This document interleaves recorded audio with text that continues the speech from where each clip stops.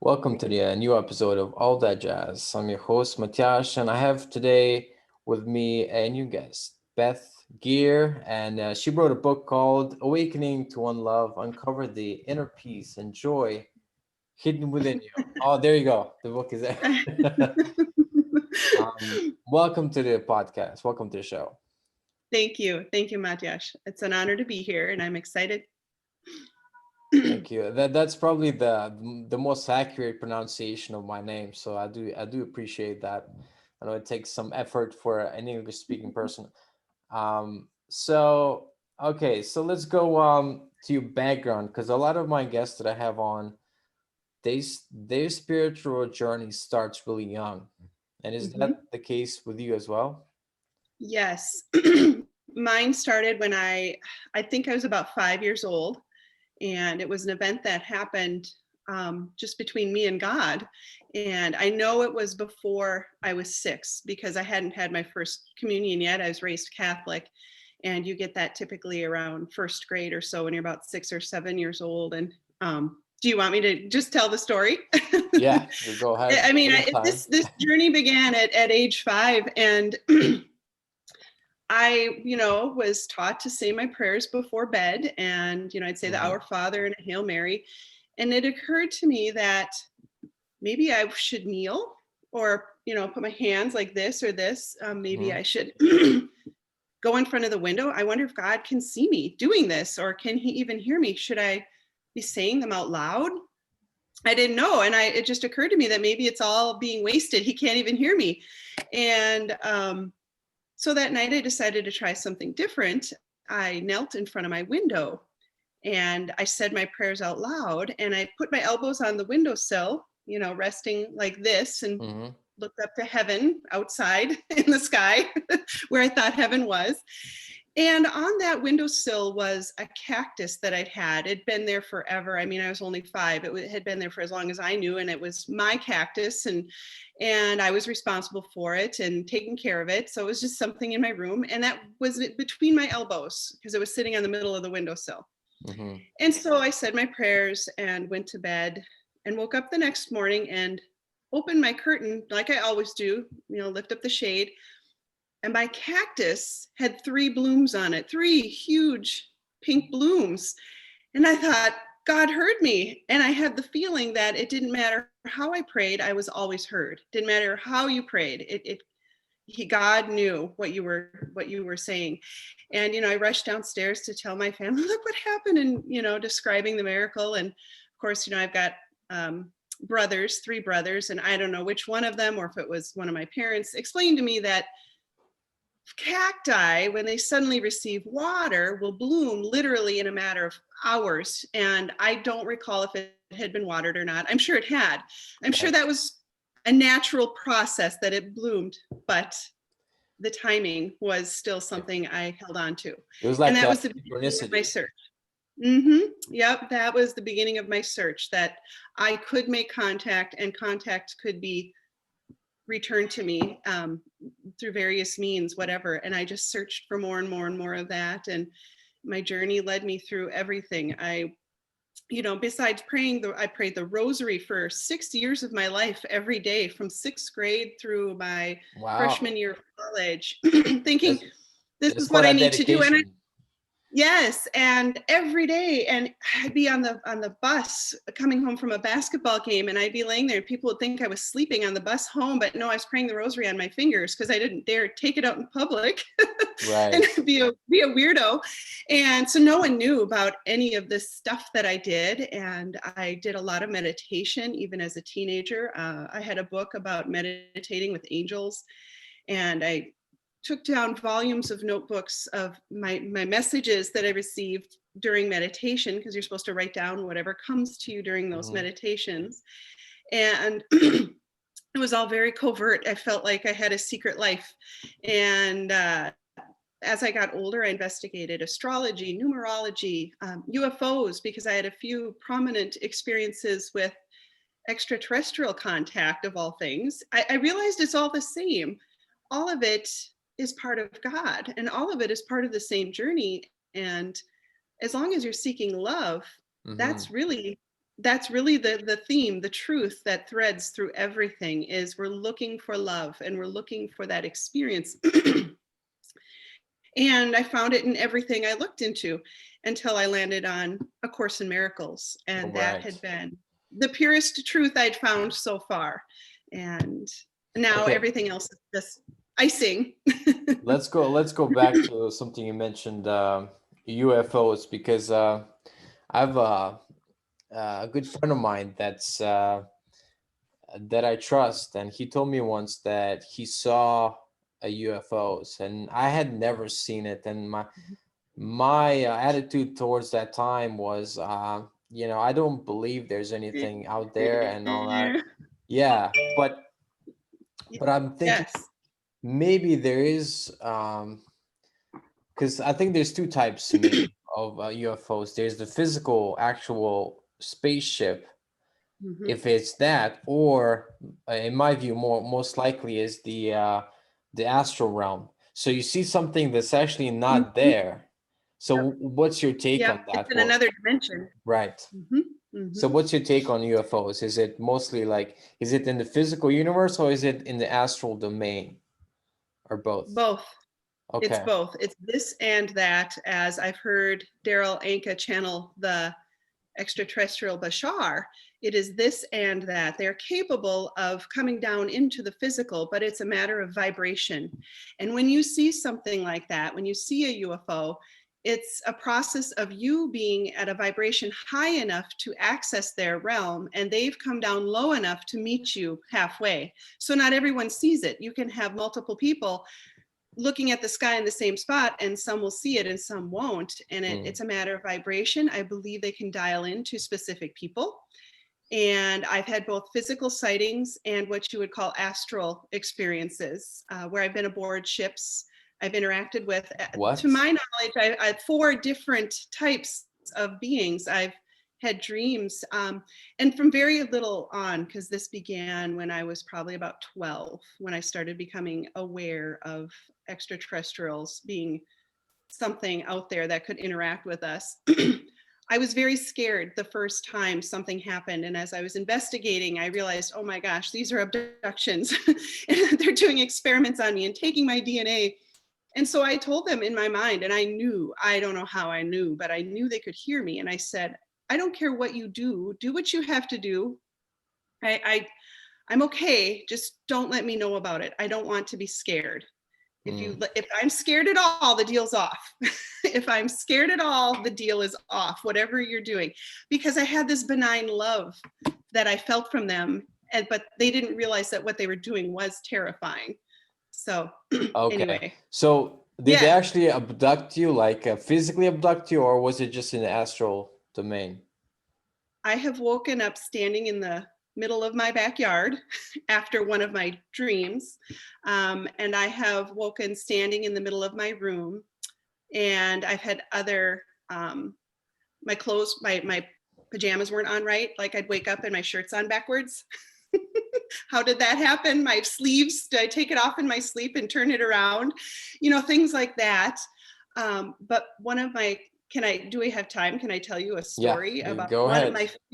my favorite one? And before I tell that though, I'm going to say when I was 16, I was coming home from a date with a boyfriend. We'd gone to a movie and he was bringing me home. We live out in the country. So we're on a country road and we're actually driving past my grandmother's property. And I looked out in the field. It was just a broad open field. And then there was a river valley around the edges. We're up on a very tall place on a bluff. And there, kind of in the middle of the field, I saw a ball of light and it looked huge. And it wasn't the moon, it wasn't a star, it was too low to the ground. It was only about 100 feet off the ground. It looked like a 3rd-story building height, maybe 2 or 3 stories. And I smacked my boyfriend at the time. I was, look at that. What is that? And he saw it and he's like, I don't know. And we stared at it and it shot up straight into the sky and disappeared. And then I turned to look at him to talk to him about it. And outside our window were 2 more within 2 car lengths, as though they're on the road next to us. And I go, look out your window. What is that?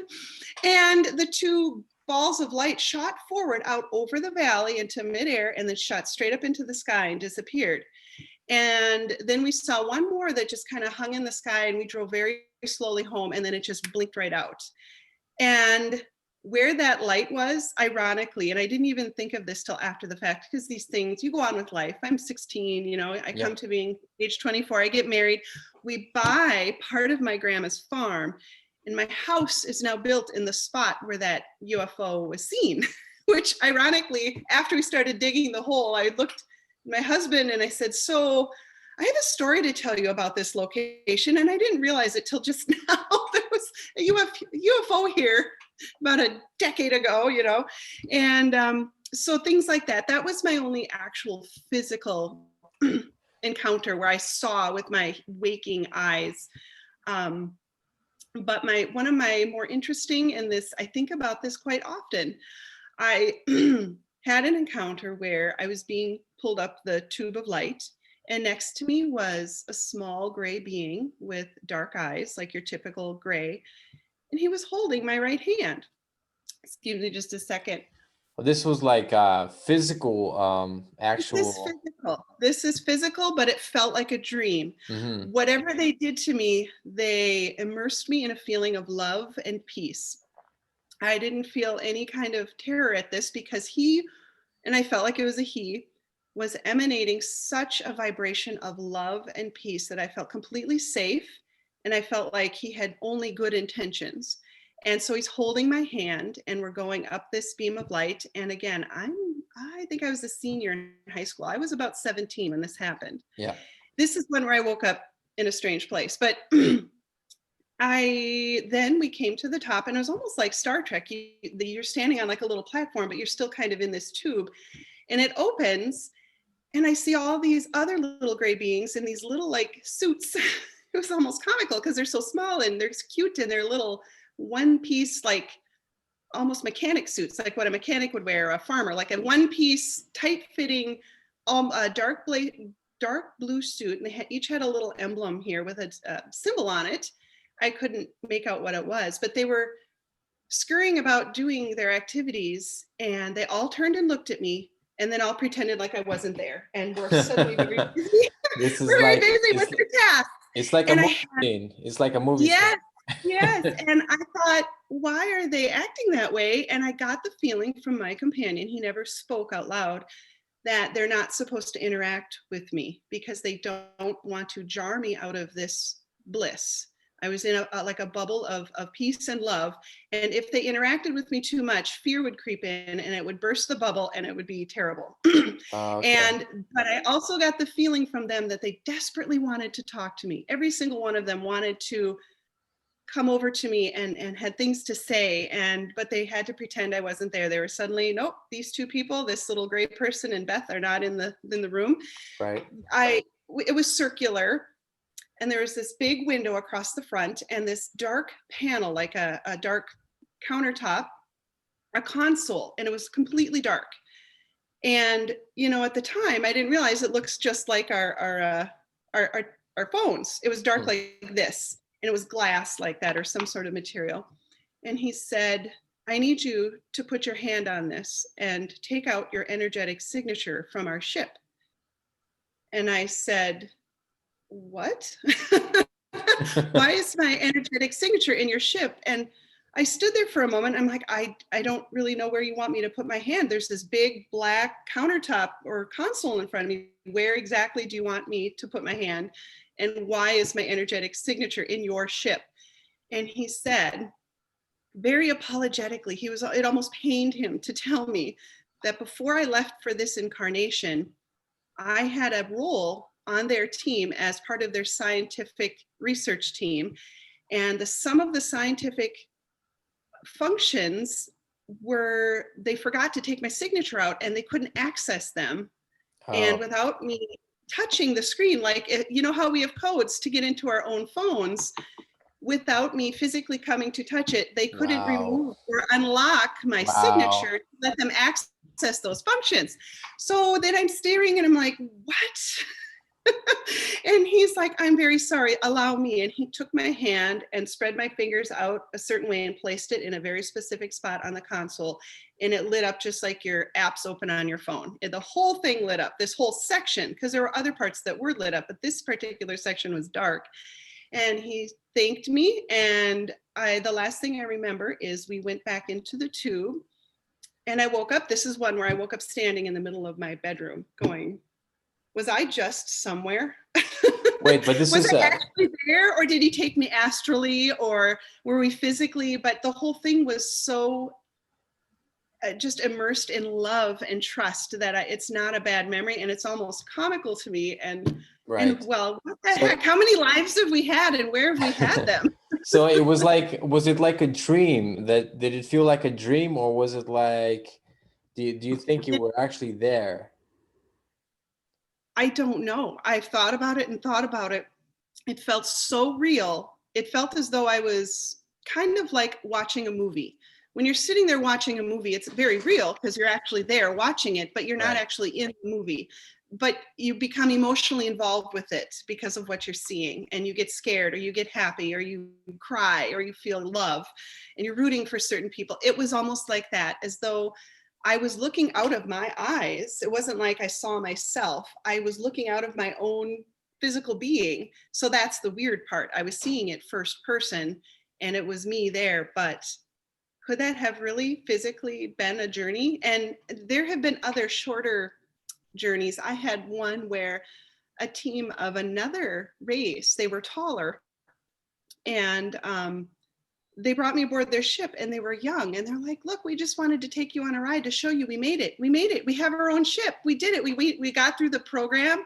We flew here. We transported here, and they took me on this beautiful journey over the valley where I live. And I got to see all the houses and the farmland from above in the early morning hours, and it was beautiful. And they were so proud of themselves, and somehow I had helped them achieve that. Like, they were proud of what they had accomplished, and they wanted to show it to me. And other experiences were one was a creature, and he had like a weird Pope hat on. He had a white long oblong head, and we flew above another part of the valley. And the whole time he was telling me things, and we were discussing things and future plans for Earth, things that needed to be done yet, and what my part was in that. And I woke up and could remember nothing. But years later, I read, it's one of those UFO theorists. He wrote a book about the Anunnaki.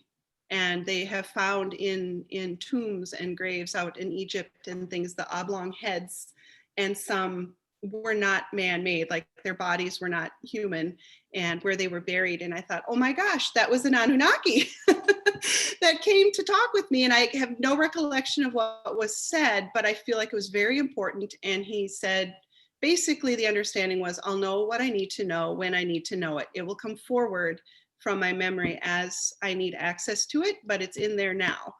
And so, yeah, that's way off topic of my book. Wow. I only touch on it a little bit, but those are a few of my most exciting UFO and extraterrestrial experiences.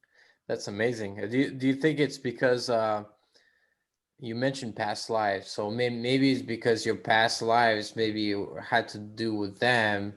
Yes. And maybe some others, as I suspect, like myself, we didn't have much of that. Maybe we didn't have much of that, so that's why we don't want to experience that now. Could be a possible explanation? Oh, absolutely. I know that if we're able to come into these bodies, there's nothing to stop us from going into a different intelligent life form and participate in their society and be a personality amongst them, helping them evolve, and we evolve with their help. And it's this gigantic cooperative effort, and that our human family, our human family is not restricted to planet Earth. It is much more broad than that. And when we say all that is, we tend to think of just Earth or our galaxy or our solar system. Right.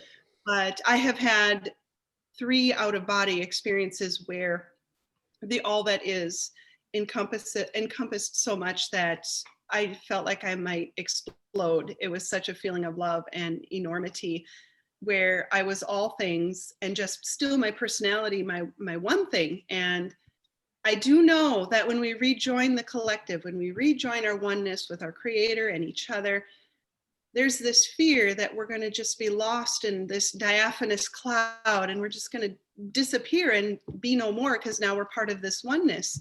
But we get both. That's the beauty of it. We get to have both. We still get to retain our individual perspective, our individual personality, Mm-hmm. as well as that all-encompassing, enormous, infinite beingness. And it's this and that. It's everything, it's all things and one thing. And we get to have both perspectives. And you never lose your identity. Never, never. It never goes away. No matter how one you become with all things and aware you are of other Okay. consciousnesses, you get to stay you, which is wonderful. Well, to me, the sense of let's say enlightenment, because enlightenment is like uprooting of the ego in a way. That's the classical definition of enlightenment in Buddhism and Hinduism. To me, Mm-hmm. that's kind of scary, because then you have no the Mm-hmm. individual operating the individual Mm-hmm. maybe it's an illusion anyway, the individual operating the whole of your being, and all that is gone. And so it seems Yes. some kind of merging into kind of allness, and that's so very different. But then again, enlightened people, I guess, if there's probably only several on earth, they still seem individual, but Yeah. their experience is not. So that's confusing to me. um You can shift your perspective any way you want. Once you're in that state, once you're aware that the fear is gone of being lost in this cloud of everything. And it's kind of like, it's just occurred to me, it's like the iCloud. It's all together in one big spot, but you can find your individual pieces of data. You can find the things you stored there, because we all have our own individual vibration, our own code. We are just like my vibrational code. When I was on that ship, he didn't say your physical DNA. It wasn't my body they needed my vibration. My energetic code is unique to me, and everyone is stamped uniquely. And that mm, never goes away, but it fits into a larger whole, that it's like assembling, a puzzle, and you can't see the whole picture unless all the pieces are present. And it doesn't become, even if one piece is missing, there's something absent that you need all the pieces to complete the puzzle. And once we all decide to hook together that way, we'll be aware of our role, our individual vibration, and our unique part in all that is. The problem is it's so infinite and vast and enormous, it's hard to believe we're significant to it at all. And we are, and we won't be lost in it. You are your own self, and yet unified with all that is. so And you saying basically that you're gonna find your purpose once you evolve to a certain stage of spiritual growth. You're gonna find what you're here to do, basically. What are you meant to do? we're here to love. That Okay. is it. We're here to love. And love is the frequency we're all searching for. And when we're searching for the perfect partner, or we want a baby, or we want a new house, or a car, or a job, we all want to contribute somehow. I want a spiritual career where I'm, coaching people or something like that. Mm-hmm. Um, all you're looking for is that vibration. It isn't the thing you want, it's the feeling it gives you. It's the joy you feel while you're experiencing it. And when you let go of the need for a specific thing, and you're searching for happiness just for the sake of being happy, you've hit that gold vein. You've hit that Mm-hmm. silver line. You've hit that nerve where it's the joy nerve, where you've tapped in, and you're happy, not because of something outside of you being a certain way, but because you found the vibration without it. And then that's when your life really opens up. That's when coincidences happen. That's when people like you befriend me on Facebook, and we end up having these conversations. That's how these things happen. You draw them, you draw them into your energy field, because like attracts like, and the more you vibrate to that vibration of love, the more you collect, the more you become one, the more you treat others with kindness, knowing they're having their own struggle. You have no idea what's going on inside their head, but you know they're a being of love in that greater puzzle, just like you. And they have a purpose to love too. They just don't know it yet. And once they discover it, all their unhappiness will just dissipate. And that's the only thing that dissipates. That's the only thing that actually disappears, is that ego vibration, that need to defend yourself or survive or protect yourself from others in the sense of energy or spiritual. I mean, Right. obviously, if someone's coming at you with a knife, probably take evasive measures.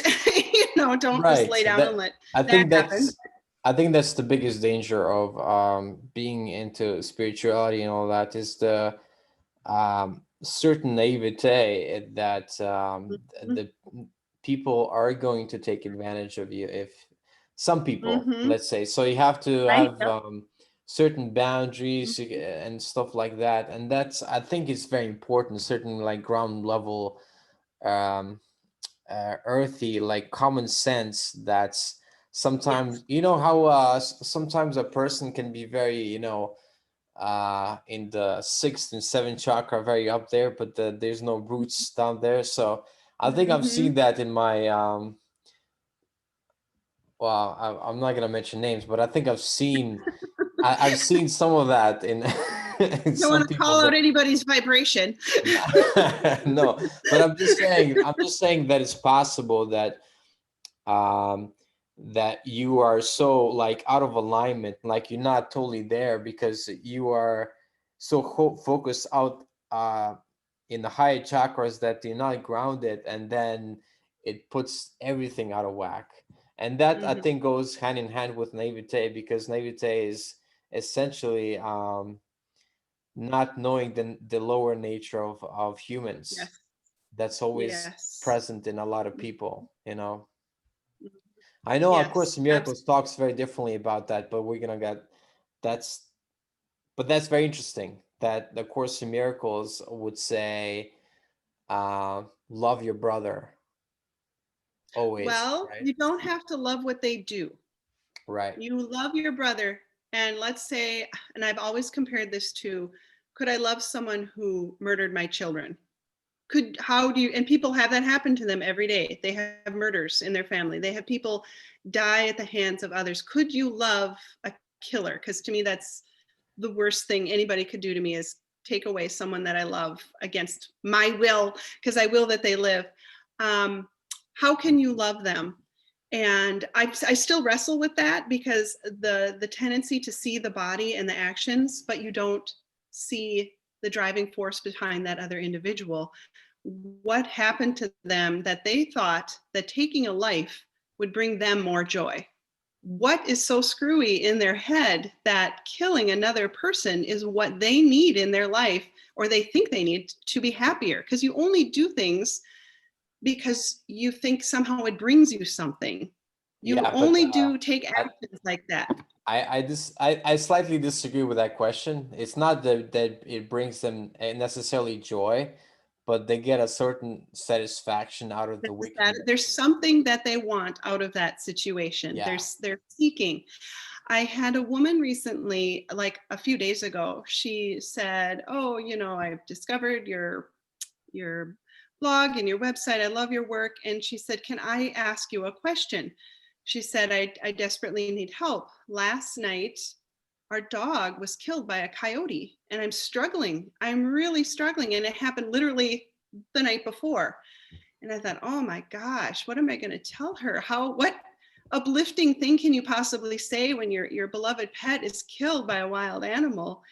And oh, I wish I had it in front of me. It's on my computer. What I sent to her, but it had to do with how we perceive death. And no death is an accident. Hmm. And that everyone prearranges how they're going to die. Even animals, plants, you name it, everything is agreed upon before it comes into the physical. That is your big lesson you give those who leave behind. Even And suicide, I think that's maybe the even exception. you have decided that that is a route out for you, and you're trying to still achieve peace. And even suicide, it isn't the answer, because you're trying to skip all your lessons. You end up right back here trying again, and Yeah. it's not an answer, because you can't skip from kindergarten to college. You can't just skip all the hard stuff in between, and it doesn't have to be hard. But when you're resisting so hard, like a fish on the end of a line, it gets to be unbearable for some people. When they go down that low, they sink to the very bottom like that. And for them, they think that's the only answer. And my heart goes out to all families of suicide and suicide victims, because it is the ultimate cry for help. It is the ultimate Yeah. cry for help, that there is no way out but to die. And unfortunately, that's trying to cheat. You can't skip life. You still have to go through this, and we all have to do it. We all have to complete the course. And Yeah, but I sort of understand it. As somebody who has had some suicidal thoughts in the past, I do. Mhm. There's a sense of like hopelessness and the sense of some pain that the Mhm. thinking is that the pain will stop when you When take you life. die. Yeah, Mhm. And it but I don't does. think it's It does. necessarily true, because you may end up in the same kind of suffering level that you are. It's just a different. It's a out of physicality. You may not have the physical problems anymore, but you still conflicted with the same kind of spiritual problem, I think. Well, from my understanding, and I'm also someone who studied the Urantia book, which you may have heard or not heard of, and it also coincides with A Course in Miracles, that there is no suffering once you leave your body behind. Your body is the manifestation of the ego's expression of you, and you don't take that with you. And you don't take the ego with you, and you don't take your suffering with you, but you do take all your lessons with you. You take all of your love with you, and you are able to review your mistakes and decide what course of action is best. God is merciful and unconditionally loving. There is no suffering outside of our ego prison. And so then we have to make careful choices for our next life. If we've taken, and what I learned in my book, I have a chapter on suicide. We've all killed ourselves many, many, many times, many, many, many lifetimes. We've tried and tried and tried to do that till you get to a point where you just know it's not going to work. You didn't do it because you somehow deep down inside knew that wasn't the answer, because you've tried it before. And that shocked me, because I thought, whoa, I've never, it has crossed my mind before, like, well, maybe it'd be easier just to die, but never to the point where you take action. Yeah. But here we are. Here we are together talking. It didn't work. We're back again. It failed. Any lifetime that happened, it failed, and here we are. So So it's okay. So essentially, you are disagreeing with Dante's Inferno theory. yes, there's no Okay. inferno. I really disagree with that, honest to goodness. The inferno is now. This is it. This is as bad as it gets. This right here is the lowest vibration. In the Urantia book, it talks about the trillions of inhabited worlds in all of the galaxies across the known, it's called the super universe. And Earth is in the top 3 of the 3 worst planets to incarnate on, because of how things went. It's a long story, but because of how things went down, we fell out of the loop of the normal path of things. And that's why Christ chose our planet to come to, because it was the greatest contrast, and we needed the message desperately. And part of this evolution that's happening, which I know you feel it, this something is building. There's an acceleration, a spiritual revolution taking place globally, and we're also interconnected. We can have podcasts between the United States and Slovenia, which is Right. amazing, that we can talk. And a few years ago, this wasn't a thing. We can share information like no other time in history, and that is causing a collective consciousness expansion. And we're being brought up to speed, basically, where we should have been evolutionary wise, spiritually speaking. Physically, we're there. This is pretty much, we can keep going a little bit, but our brains are at a capacity we can understand a higher power and something greater than ourselves, other than just surviving. And we can turn our attention inward to our spiritual self. And we're now going to be brought out of that sort of quarantine. That's the irony to me, is that we're in quarantine as a planet because of our spiritual low vibration, and we're coming out of quarantine. And I thought that's so ironic with the coronavirus. It totally represents our spiritual evolution, how we are going from separation back to unity, from quarantine back to a healthy mind. Right now, we're in the process of dealing with that illness. Right. And we're getting there, but this is how it's manifested itself in the physical. From our spiritual standpoint, it came out as the illness of what's wrong with our inner self. And okay, you can live in fear or you can live in love. since you brought it up, so coronavirus, do you think it's speeding up the evolution of mankind by exposing the kind of tyrannical measures of governments shutting everything down, but also in a way that's forcing people to be introspective, Yeah. and sometimes forcing people to be. It's forcing people also to be. Absolutely. Yeah. What you're saying, it's forcing people also to appreciate the freedoms they do have, and that can all go away in a heartbeat.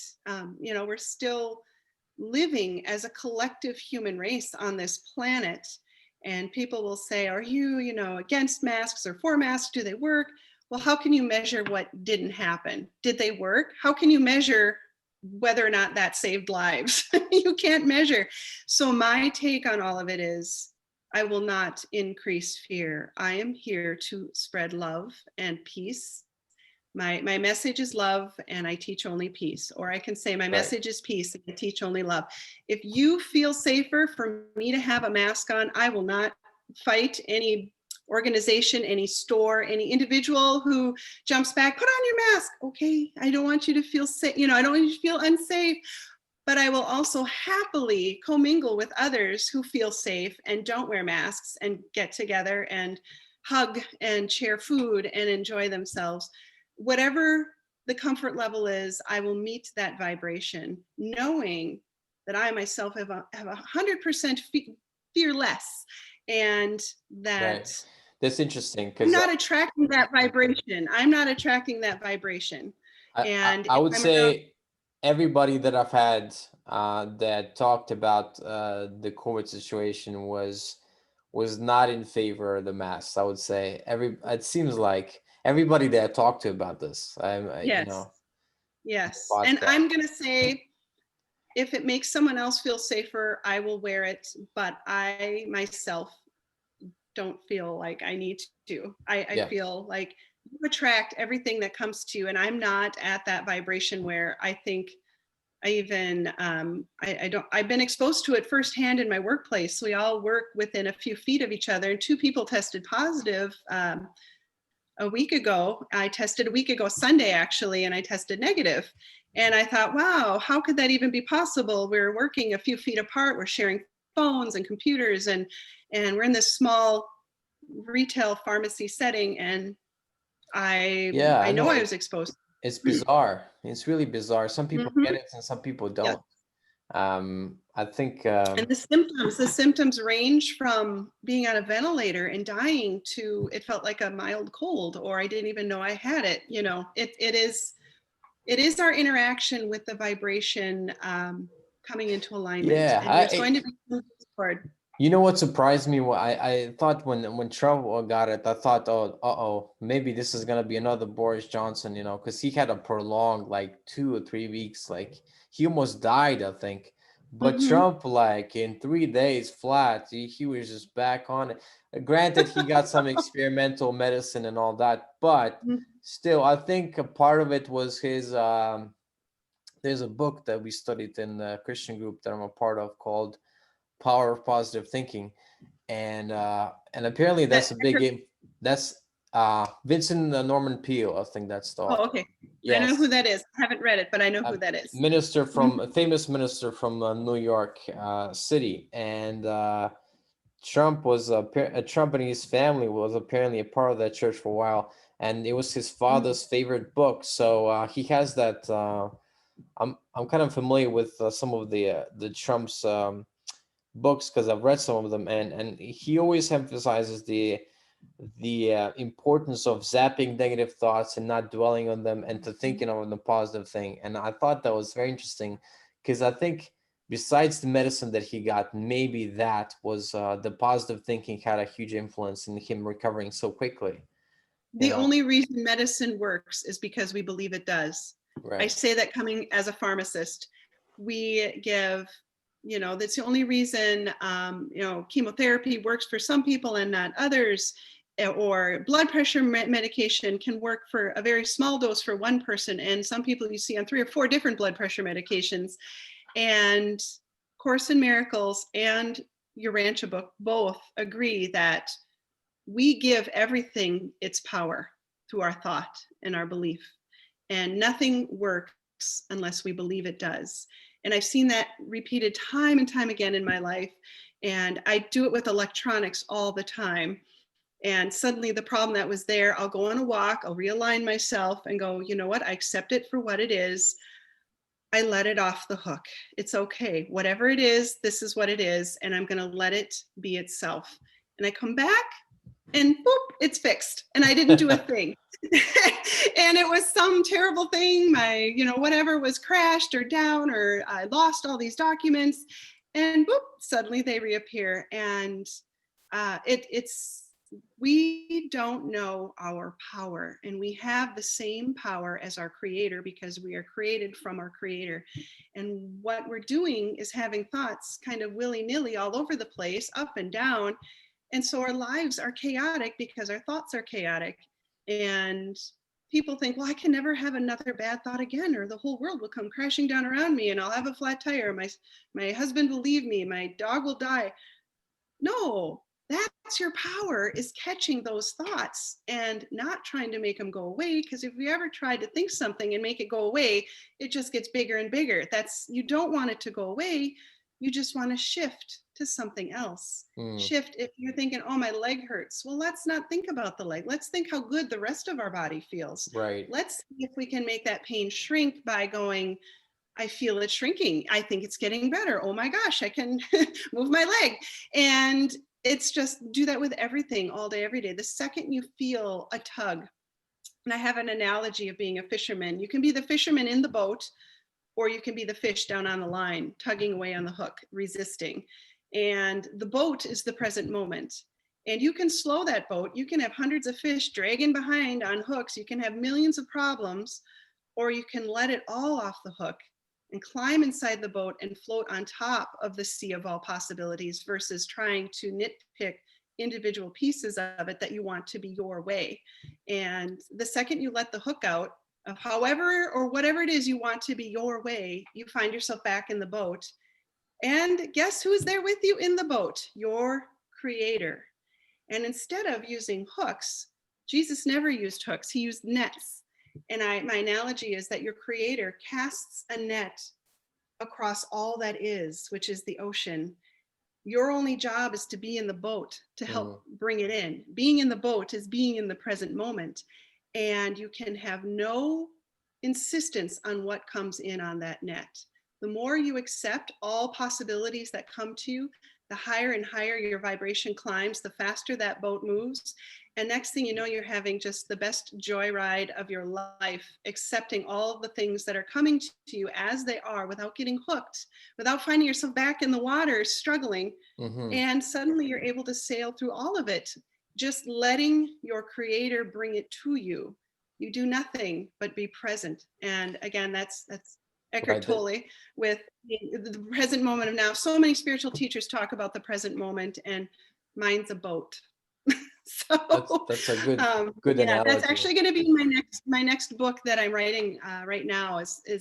That's going to be, it's going to be all about manifestation and allowing life. And so if you want Corona in your life, if you don't want it, don't let it hook you. Don't let the fear hook you. Just go about your business, and whatever makes you feel the safest, do that. Whatever brings you the most peace, because you want to be off the hook. You want to Right. be in the boat. So the audience that's seeing this on video, you can see the pharmaceutical degree on the left side of the screen. There you go. So I guess your desire to help people, or maybe your love of biology or chemistry, put you in this field of work. Yes. Well, I'm actually, I always laugh because I'm very balanced in my genres of things that I'm interested in, because I'm ambidextrous. I'm both left-handed and right-handed. Oh, And wow. so I love drawing, I love writing, I love singing, I play guitar, flute, and piano, and all forms of art. I've dabbled in all different kinds of creations. And I also love chemistry and biology, and how life works in the scientific world. And so those two things just blend perfectly in my life. I have my pharmacy by day, and my writing and spiritual investigations, and sharing of my Right. personal experiences in my spare time. And so it's been an interesting life. Good. I want to hear the story how you came across A Course in Miracles, and that's something that's very dear to my heart, and I've done it twice now, and yeah, I can think you're inspiring me to do it again, because today I resumed that.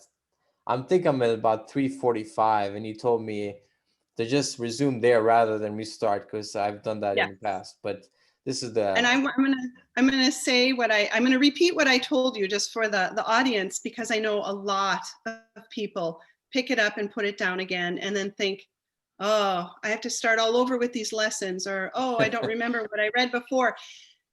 If you're running a race, let's say it's a marathon, anybody can do a marathon if you walk, or if you take days to do it. Let's say you drive home for the afternoon, go rest, come back the next day, and keep going. I mean, anybody can go the length of a marathon given enough time.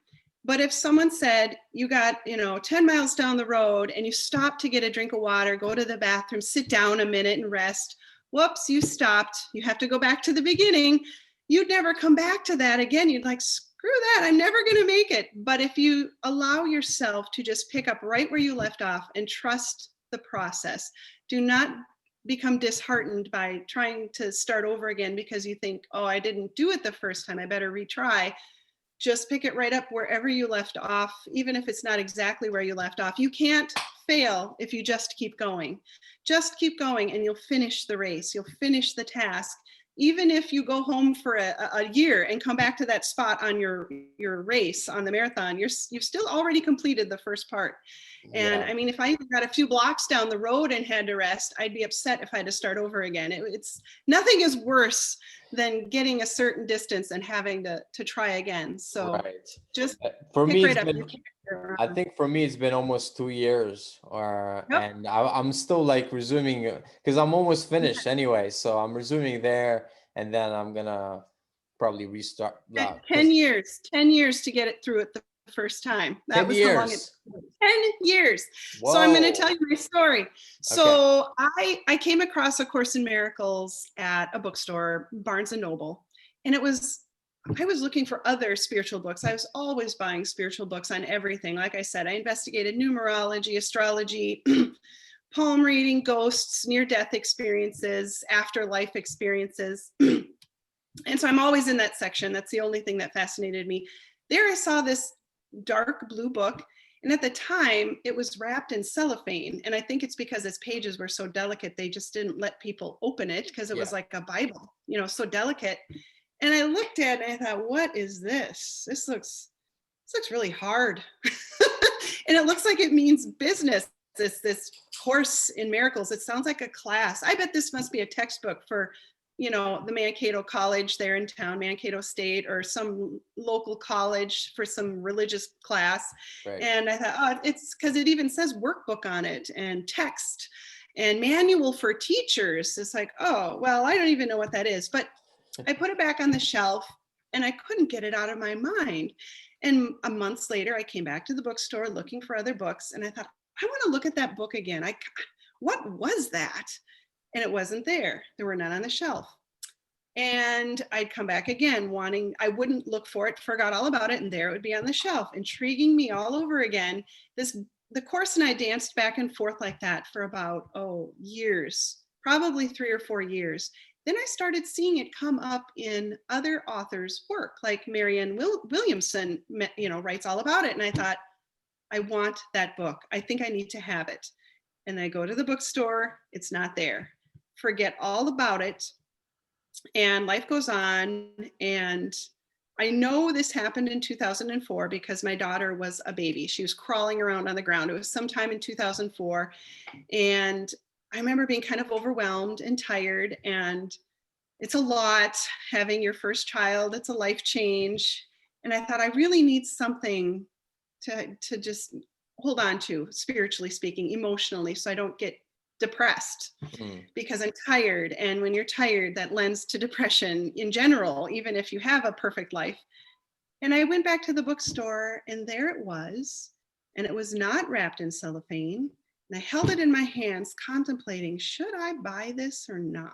Is this the answer? And that voice, which I was used to by this time, because I'd done so much meditation, so much of my own inner work, and so what was I, about 29 years old at this point? It was, 2004. The inner voice said, read this, do exactly as it says. Do not miss my message for the second time around. And I thought, second time around? When was the first time? And okay, I'll do exactly as it says. If you say this is the answer, I will do exactly as it says. So I brought it home and I started reading it, and I couldn't do it. I couldn't understand what sin and guilt, being raised Catholic, they had such heavy meaning to them and such dark meaning, but I knew it wasn't being used the same way.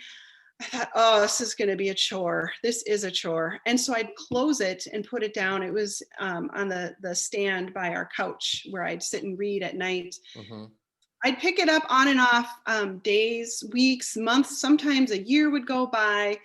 And sometime in 2011, I was halfway through the text. It took me that long just to get halfway through the text.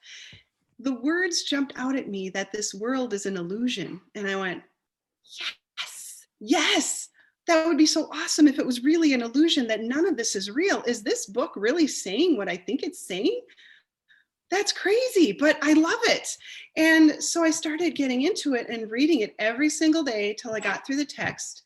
And I was told by my inner voice when I started, read it cover to cover. For me, that was the best approach, to start with the very first page and read to the last page and do not look ahead. So I didn't look ahead. I didn't know what anything was coming next. I didn't know what it entailed. I knew there was a workbook, but I assumed it'd be a lot of work because the word work is in the word. And I'd have to journal and write down my feelings and do all this hard writing and stuff I didn't really have time for. And I thought, I'm reading this at night before bed. I'd really like to read it in the morning before I start my day. So I have these thoughts with me in the morning. I'd really like to bring this upstairs and put it by my bed and wake up and read it first thing instead of waiting till night, so I can think about these concepts during the day. I feel like I forget them when I go to bed.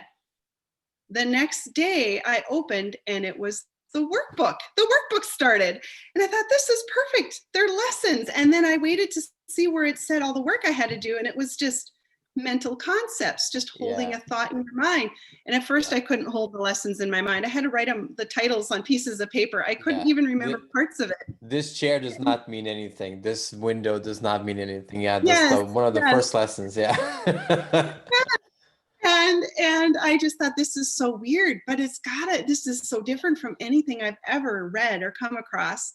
And so I was hardcore. My rosary saying dedication came out in me again, where I'm going to do a lesson every day exactly as it says, and we're going to see what happens.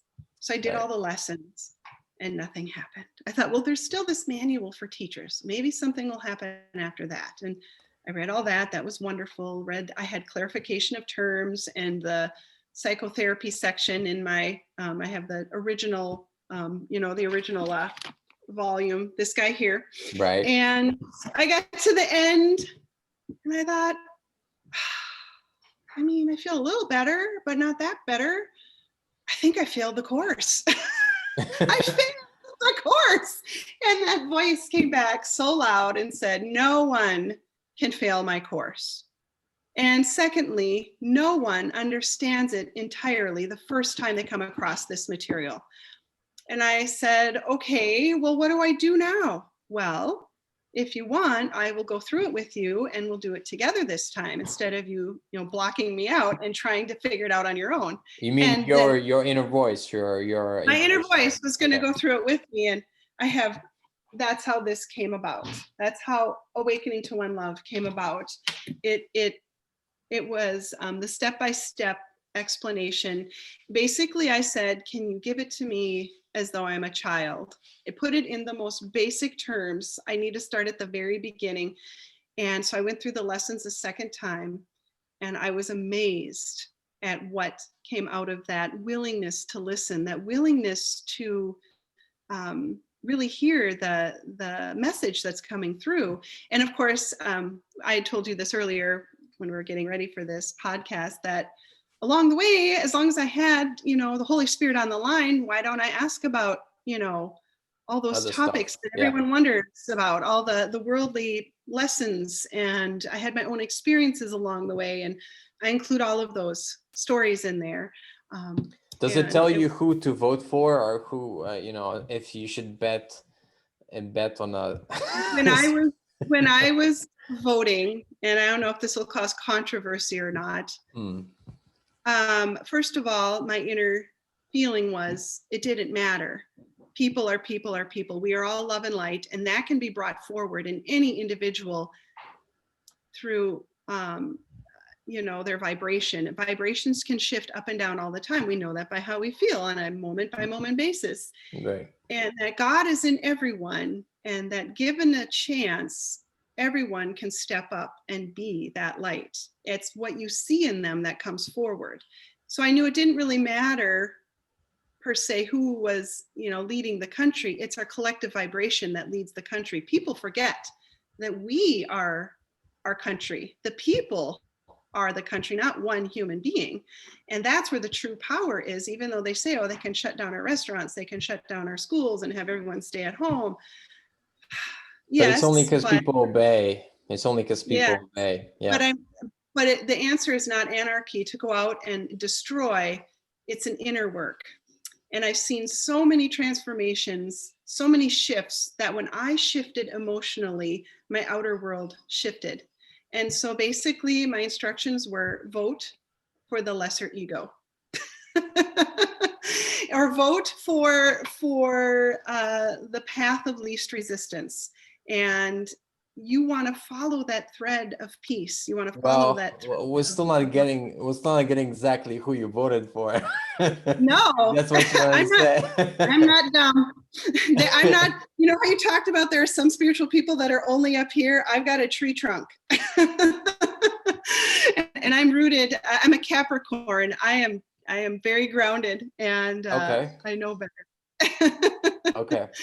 So yes, and basically I voted for I went for the brightest light that I could see in the situation. I know that my vote canceled out my husband's vote. I know that. We both voted for different people. So we canceled okay, so it was neutralized. Right. So in both of the previous two elections, you each voted for the other side, so it kind of cancels each other out. Yes. Okay. Yes. Mm-hmm. I think that's the experience of a lot of families in US and around the world. Okay, so what are some other stuff that would be interesting that you got through the inner guidance through the Course in Miracles? Was there something like did you ever get guidance that you should move somewhere or take a different job or something like that? Well, I have gotten many messages for me personally. Some of them are, okay, one case in point is I live on property, 40-acre farm, and my brother bought the other part of my grandmother's farm. I think he bought 72 acres. So we kind of divided it. We bought 40 and he bought the rest of it. And so his property borders mine, and there's a valley between us, but he also owns part of the field up by my house. And I love walking on this 1 mile path along the edge of the woods that is next to the field. And at the time, my dad had retired from farming, so he wasn't doing it anymore. My brother rented it out to a farmer who kept plowing the field closer and closer to my path, to the point where there were points I was pushed into the woods entirely and there was no grassy path. And there should have been a width for a vehicle to drive, where you drive your, a car or a truck, right, or something around the edge of the field. He kept making the field bigger and bigger, and it was coming over by a foot every year. And this had gone on, I think, for about 3 years. And the third year I walked around and I thought, oh, this is distressing. At some point I won't be able to walk here because it'll be literally the edge of the ravine. I won't have this nice grassy path. He keeps taking more and more feet over. And the Holy Spirit said, don't worry about it. Very soon, this entire, I don't know how many acres, it's probably 50 acres or so, will all be grass. It'll be a meadow. And I thought, well, that's impossible. My brother's making rent money. Why would he plant it all into grass? There's no way he'd ever do that.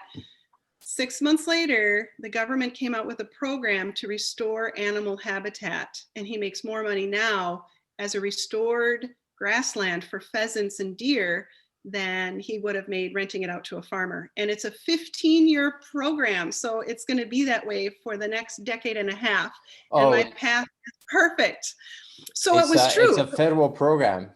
Yes. And so now it is 6 months later, that prediction came true, that very soon this entire field will be grass. You will never have to worry about your path being gone. So things like that come to me all the time. The most dramatic came in 2018. And early in 2018, I was told by the Holy Spirit I would not be working at my present job for my company that I was working for, my pharmacy. Mm-hmm. And I thought, that's exciting, because my book has only been out a year.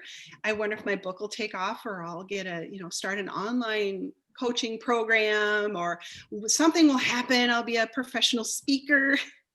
And I thought, I don't know where that's going to go, but I'm excited. That sounds great. And 1 week before Christmas in 2018, our company announced they were closing all the pharmacies. And our files were bought by another pharmacy. And in 7 days, none of us were going to have a job. Wow. Just before Christmas. Amazing. 7 days before Christmas. And before the end of 2018, I thought, here comes 2019. I'm going to have I don't have anything happening with my writing right now, nothing that can pay the bills on a, sustainable basis. Mm-hmm. And I thought, well, I guess I'll just see where this goes. I'm nervous, but I'm also very excited, because this was predicted for me that in 2019, I'd be working somewhere else. So there was one opening in town with all the pharmacies. There was only one place that was hiring, and it was the busiest pharmacy in their chain in Minnesota. And it was the worst place I've ever worked in my life. It wasn't the people, but the situation. It was like, I compared it to working in an ER in downtown Chicago during gang riots, or a cattle stampede mixed with, an ER operating room. I mean, it was like the phone never stopped ringing. It rang from the moment I got there to the moment I left. They were a 24-hour store. I thought, oh, this sounds nice. I'll just come in when it's my shift and just leave when I'm done. No, you didn't leave. You stayed and stayed and stayed. And after your shift was up, you weren't being paid anymore. You didn't punch in or out as a pharmacist. Wow. Salaried. So strictly out of the care of my teammates, that we'd all stay later for each other to help. You never were caught up. And it was just one disaster after another. Oh my gosh, that sounds chaotic. It was horrible. And I thought, why? What did I do wrong? Did I do something wrong? How did I attract this with my vibration? And I was there. I started January 21st. And within a few weeks, I started looking for a new job, realizing it's okay to fail. It's okay to not want to be somewhere and to look for another place. So I started putting out my applications. Well, I had been at my previous job for almost 15 years, and the market has changed. It used to be pharmacists were a bit scarce, and now there were half a dozen applicants for every opening. So it's highly competitive. Mm-hmm. I'm older. I'm now, at the time I was 43, now 45. And hey, I'm on a Zoom meeting. I'm being interviewed. It's my child. I'm sorry. All right. He's like, who are you talking to? So I'm at this, it was literally the most stressful place I've ever been in my life. I was emotionally at the lowest place. This is the deepest depression I've ever spiraled down to. I am not a crier. I don't cry that often about things. I'll cry out of sympathy that I feel bad for someone, but I don't cry for myself. I generally am a happy person. I really felt like I got that nailed. This drove me to my knees, and I was crying almost on a daily basis about how I didn't want to go there. I couldn't go back. My husband said, just quit, walk away, we'll figure it out. I said, no, my income is what pays our mortgage. We can't do it just on yours alone. And with the market the way it is, I don't know how quickly I'll find another job. Mm-hmm. And I'm not going to put my family in that position. No matter how much I'm suffering, I will not put my family in a hardship position. And I said, I just have to stay here till I figure this out. Like, what? I'm on a big hook. My heart was on a big hook, and I couldn't figure out how to like it there. I thought at first I had to somehow find a way to like my job. And the Holy Spirit said, no, we're not asking you to like this. That's not it. We are not asking you to love hell. And I thought, well, then what is it? And I came across, here it is. I have it written down.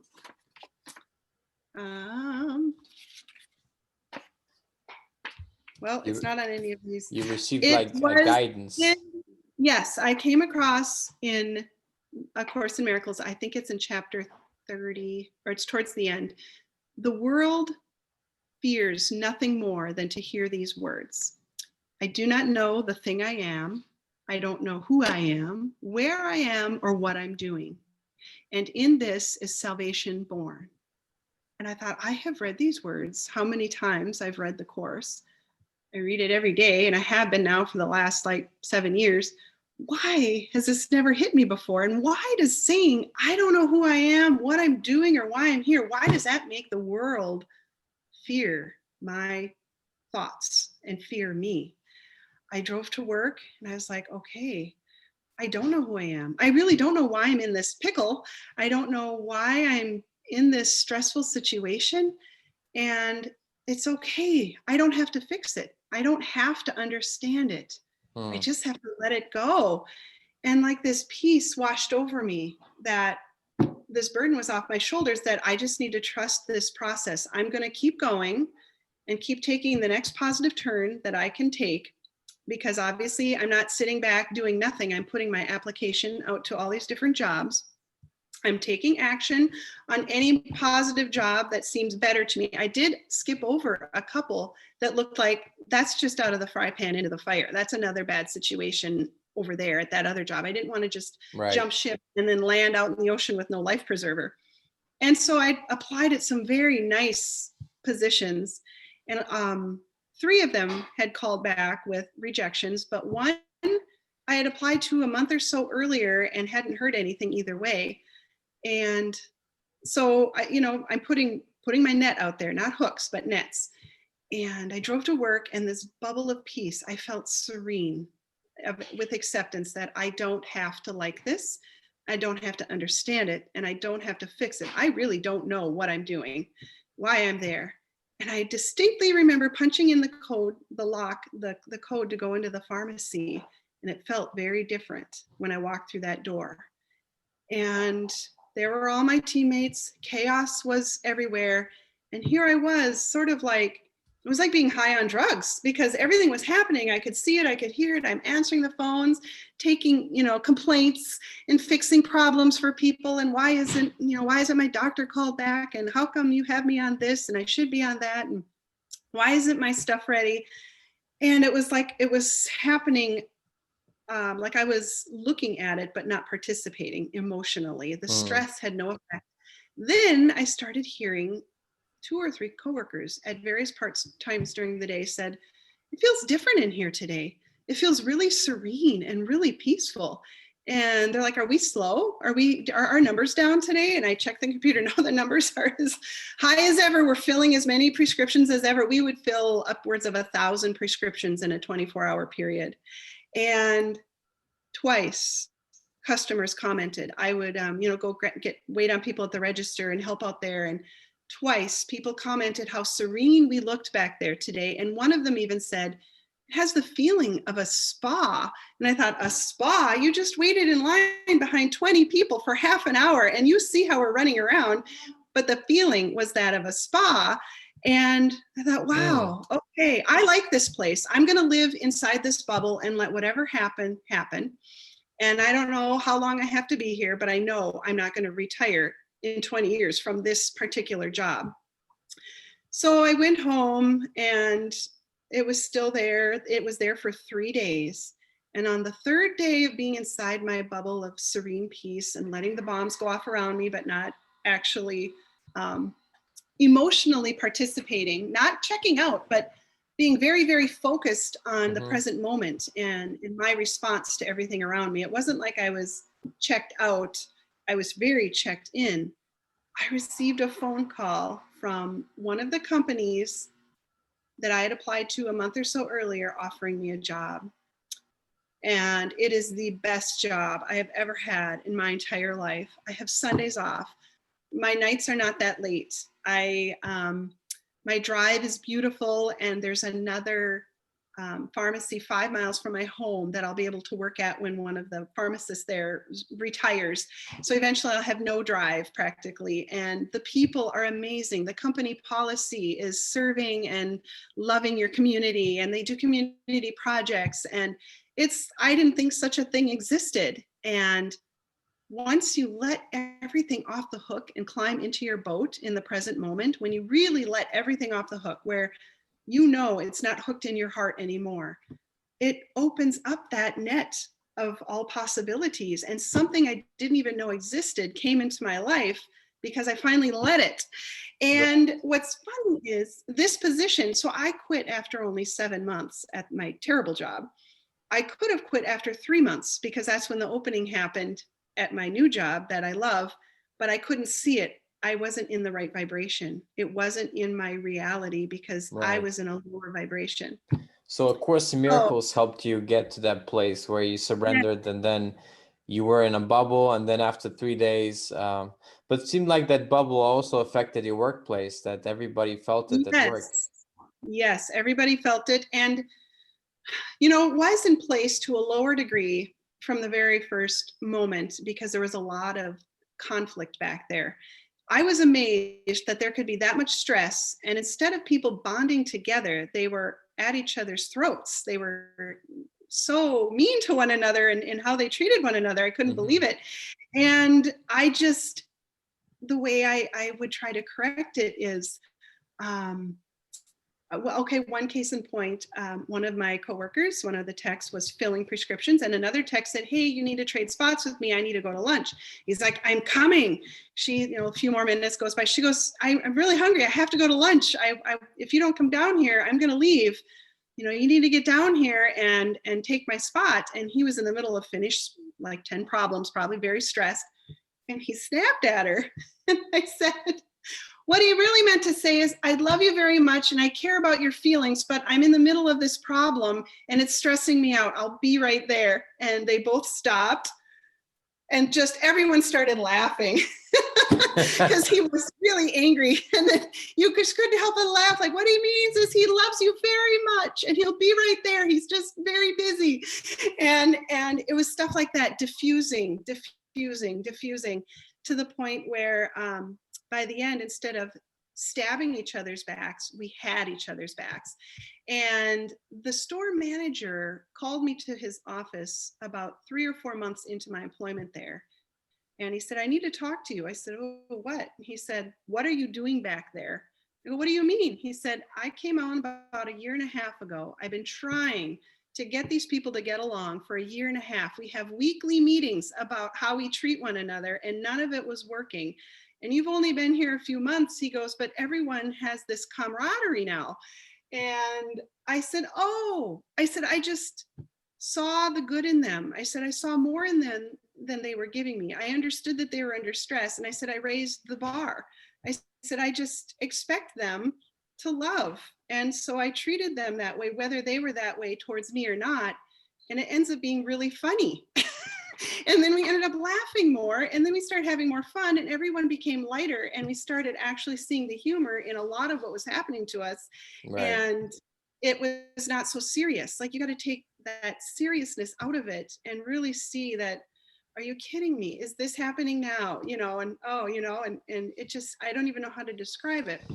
But the bubble was very, very dramatic. That was a very dramatic energy shift. So basically, we're here saying that if you do a Course in Miracles workbook, you might change the how people interact at your workplace. They might, you might see an improvement, not just in your personal happiness, but in the happiness of other people, which is, I think you bring it out. You will draw the light forward in them.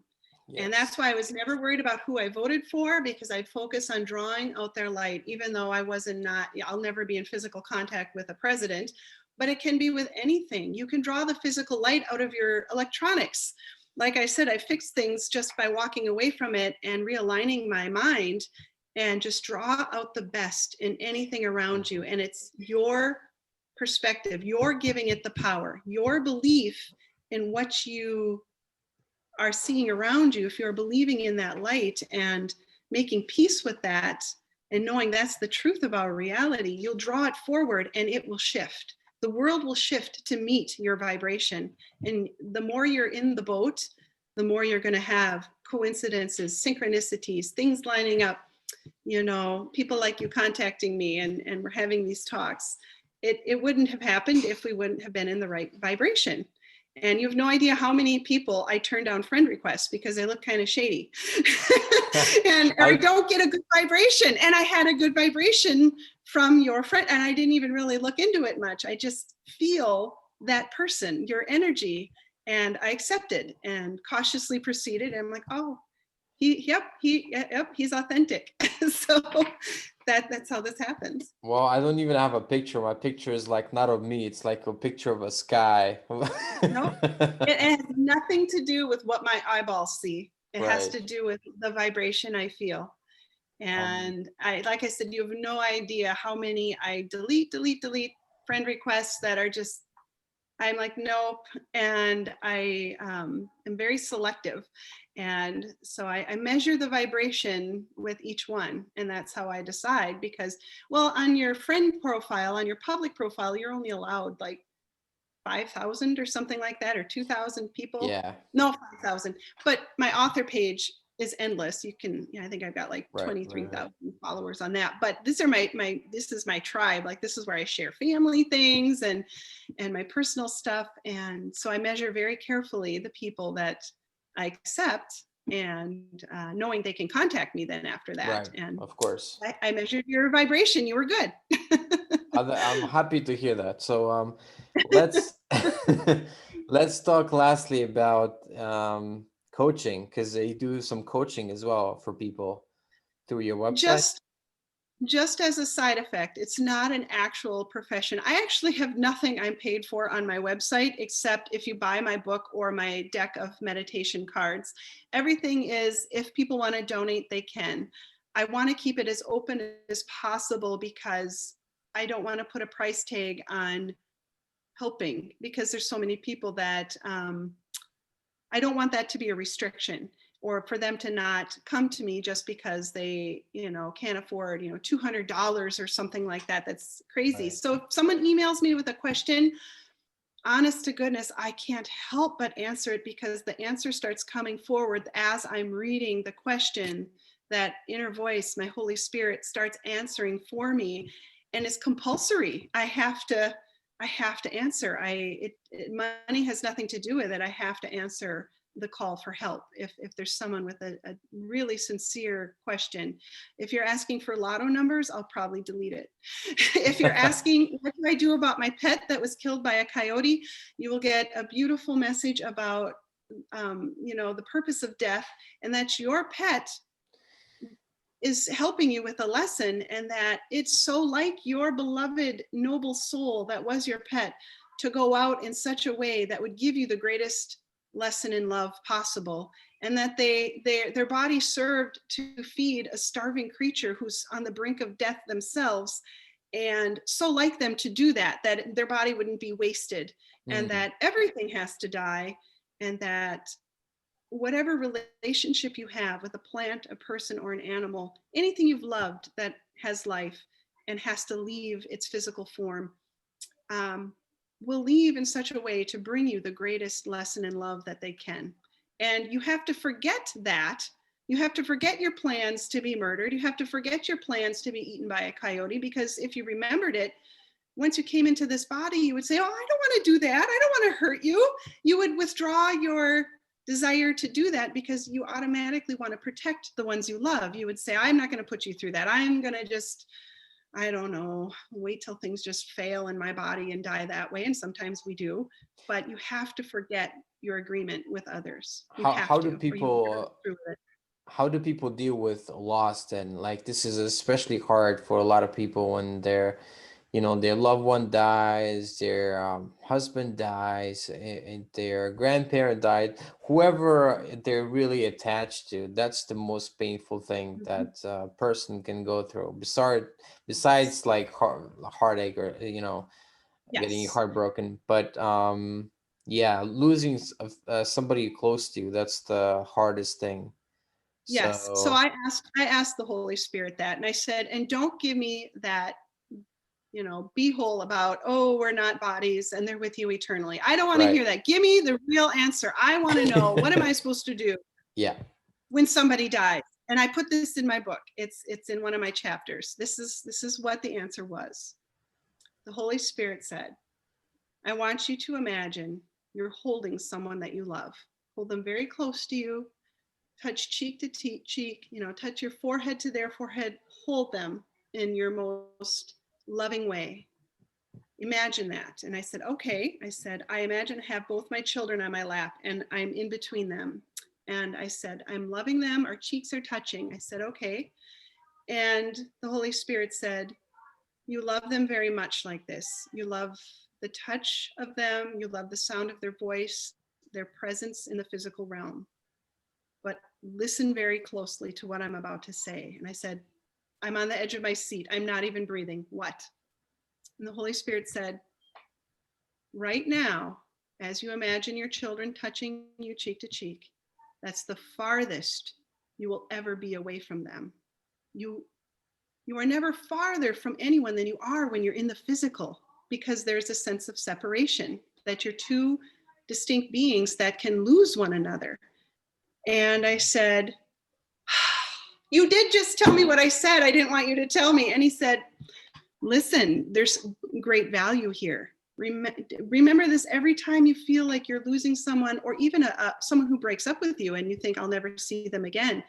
Every relationship is forever, and you are never farther apart than when you are here in physical bodies. This is as far apart as you ever get from anyone. This is as far away.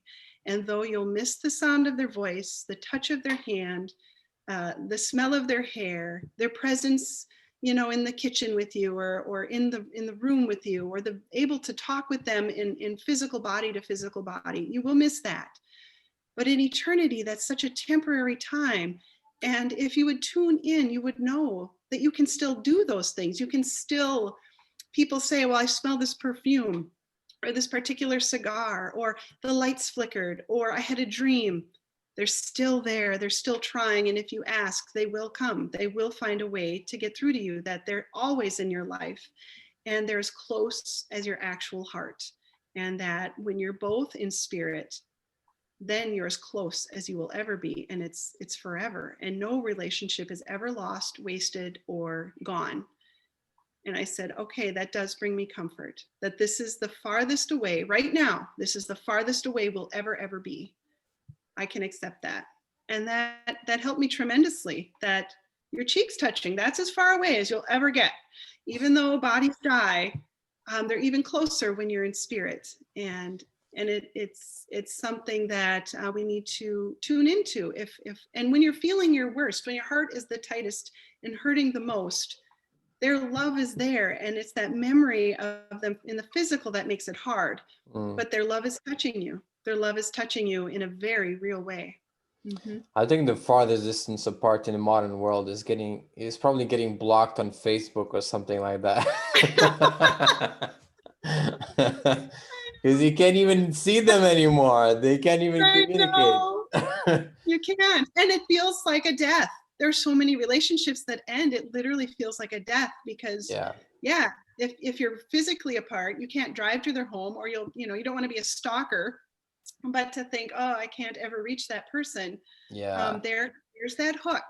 And you'd be surprised. A lot of relationships, you may not, get back together to the level of dating again, but contact can be reestablished when you take the hook out and allow that energy to move forward. You mean the emotional hook? You mean the desire? The emotional hook to come out. It's okay. And you don't have to accept what people did. Like if someone cheats on you, you don't have to accept that. You don't have to be a doormat. That's not okay to have them break a promise. But at the same time, don't let that hook keep you under the water. You don't have to like that, but you can love the light within them. You can love them just for being a part of your big puzzle, and that knowing that at some point all of that will go away. All of these things don't come with us. We've agreed to these situations and these people to come into our life beforehand because you're talking about prior agreements. Prior agreements. Yes. And there's so many in hindsight that I'm thanking now because they led me on my path to where I am now. And had I stayed with those people, I would have missed other things, other relationships. And I wouldn't have the husband I have and the place I'm living. And if I would have stayed where I was. And so we have to trust the process. That's why we can't judge what comes in on the net. Sometimes the net brings us in things we think are worse for us, or we lose things. But if your cup is already full, you can't pour anything more into it. Your cup has to empty sometimes. My view is that maybe sometimes God makes us, the only way to get through our ego is to suffer and then to surrender, because you're like, I can't do it on my own. It's so hard. And I just, like, my job brought me to my knees. I've never been so depressed, so anxious. I was anxious during work. I was anxious right after work, and I was anxious on my days off, and I dreaded it before going into my shift. There's no relief. Whether I was there or not, I was anxious and afraid and depressed about it.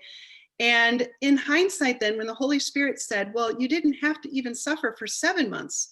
Your job was available 3 months in, or even earlier, but you weren't in that vibration to receive it. You weren't in the boat. I missed my boat for another 5 months, and then I climbed in the boat, and there it was. And the bad job had to come in as part of the net.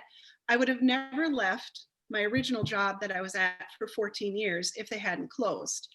And I would have never gone to the job I have now, because it's kind of a long drive. And I wasn't looking. Like, I just thought, I'll take anything. It doesn't matter.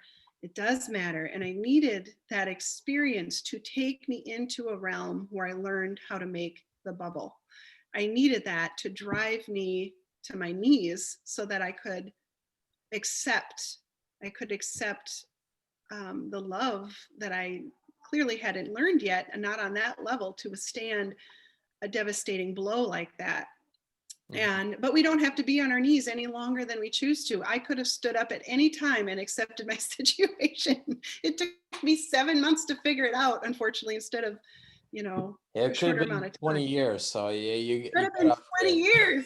Exactly. And how long was I going to let that hook keep me down there struggling against?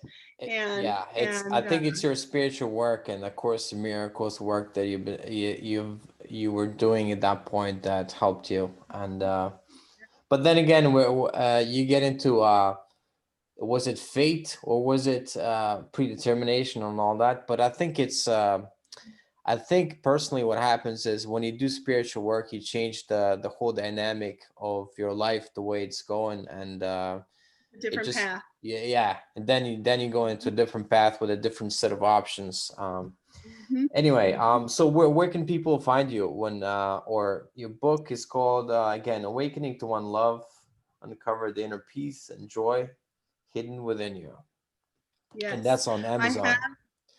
yes, it's on Amazon. My website is awakening to the number two, onelove.com, or you can Google Beth Geer, but awakening to onelove.com. And I've got a monthly newsletter where I share my latest experiences, inspirations, things that I've learned. Usually it's become very personal. I'll share personal experiences and how shifts have come into my life. And or if I've received any messages from the Holy Spirit for the general public. And I'm also currently working on a project with another gentleman named John Overby. He's a film producer, and we are going chapter by chapter through A Course in Miracles, and I'm being guided to take only those quotes which best explain each chapter, and it ends up being about 50% of the words that are there. They're being distilled down to their core meaning, and then it's unbelievable because I didn't think it would work, but you can take out all that material and those core phrases will still make sense. They'll still read as though nothing is missing, even though Right. half of it's missing. Unbelievable. And then I give a very brief summary at the end of each section. And so each chapter is being posted on my website. And there's a link to the video version that John is making, which is beautiful scenery of here in Minnesota. And I read it and it's set to this beautiful scenery. So you can sit back and just listen to it. And it's taking it down into a bite-sized portion, sort of closing the gap in understanding. Because after a while, you read the words, and I remember thinking the Course in Miracles seemed kind of cultish. Like it seemed like brainwashing, all this repetition and the same thing over and over. And that's when the Holy Spirit said, well, you're the only one in the cult, so no one's holding you here. You're the only member of this cult. You're doing by Well, yourself, and your brain could use a good washing. I said, right. okay. Everybody's So my programmed. Right. yes, replace my programming. And so I have my free monthly newsletter. You can access. I'm up through chapter 13 was posted this morning, and I do 2 or 3 a month. So hopefully by this summer, I'll have all 31 chapters on my website. I have meditation cards to keep you aligned with peace.